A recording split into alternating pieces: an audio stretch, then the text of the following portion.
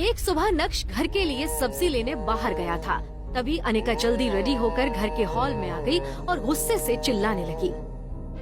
Mummy, नक्श कहाँ है?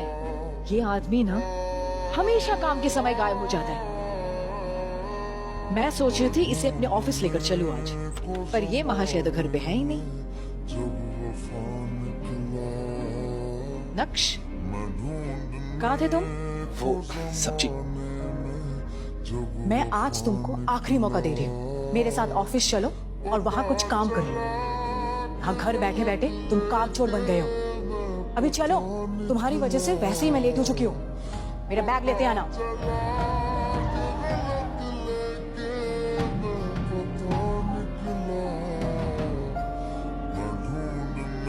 ये सब लेकर आओ।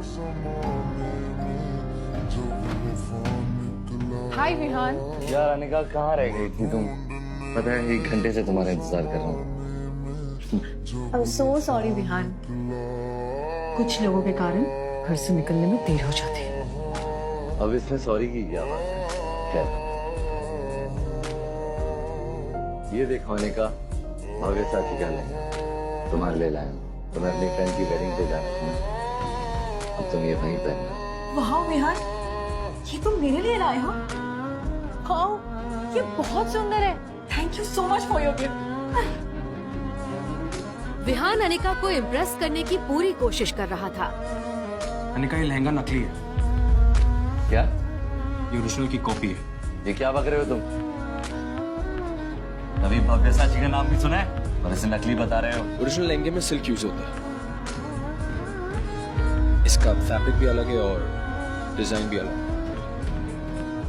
दूसरी बात, इसमें भव्य साची की जो स्पेलिंग है, पहला लेटर कैपिटल में, असली लहंगे में सब स्मॉल में होते हैं।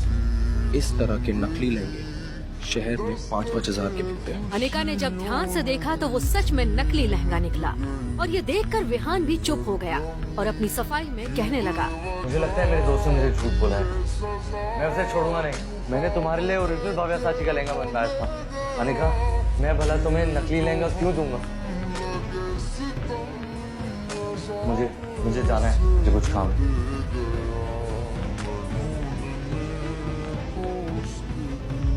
अनिका, मैंने तुम्हें आज तक कोई सलाह नहीं दी, पर आज कह रहा हूँ, ये आदमी तुम्हें इम्प्रेस करने के लिए नकली और सस्ते गिफ्ट्स ला करते हैं। ऐसे आदमी से तुम्हें बात भी नहीं करनी चाहिए। मैं तुमसे वादा करता हूँ, एक दिन मैं तुम्हारे लिए असली और ब्रांडेड गिफ्ट्स लाऊंगा और उसके लिए जितनी मेहनत करनी पड़ी मैं करूंगा। अपने दिल की बात अनिका के सामने रखने के बाद नक्श ने अनिका के जवाब का इंतजार भी नहीं किया और उसके कैबिन से बाहर निकल गया। इस बार न्यू ईयर में मुझे एक महंगा गिफ्ट चाहिए, वो जिसकी कीमत लाखों में है। तुम्हें पता है मैंने आज तक इतने पैसे देखे भी नहीं। कहाँ से लाके दूंगा इतना महंगा गिफ्ट? तो ये तुम्हें मुझसे शादी करने से पहले सोचना चाहिए था। मर्द होकर अपनी बीवी की डिमांड्स भी पूरी नहीं कर सकते। नक्श को अपनी पत्नी की ये बात चुभ गई। 2 दिन बाद वैलेंटाइन के दिन नक्श अनिका के पास आया और उसे एक गिफ्ट बॉक्स दिया और जैसे ही उसने अंदर का गिफ्ट देखा तो उसके होश उड़ गए। ये तो जिमी शू के सैंडल्स हैं। ये तो 10 लाख के आते हैं। ये तुम कहाँ से लाए? वो दरअसल ये ओरिजिनल नहीं है, बल्कि उसी महंगे सैंडल्स की कॉपी है।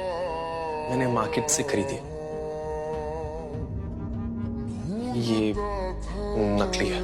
नकली? पर सैंडल्स की क्वालिटी देखकर अनिका को नक्श पर थोड़ा शक हुआ क्योंकि वो सैंडल्स एकदम ओरिजिनल लग रहे थे। एक्चुअली आप मिस्टर भानुशाली के दोस्त हैं? मिस्टर भानुशाली?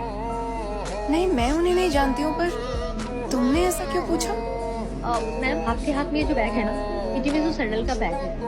मैं आए? ये स्पेशल एडिशन सैंडल है मैम। इसकी कटिंग, इसका डिजाइन, इसका लोगो नकली बनाना इम्पॉसिबल है। ये इंडिया में कल दूसरा पीस ही बिका है जो मिस्टर भानुशाली ने खरीदा। क्या नक्श ही है मिस्टर भानुशाली या नक्श ने चुराए हैं ये सैंडल्स?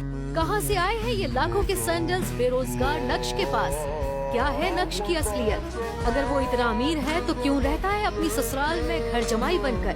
ये सब कुछ अब अनिका के दिमाग में चल रहा था पर उसे विश्वास था कि कुछ न कुछ जुगाड़ करके नक्श ये सैंडल्स उसके लिए लाया होगा।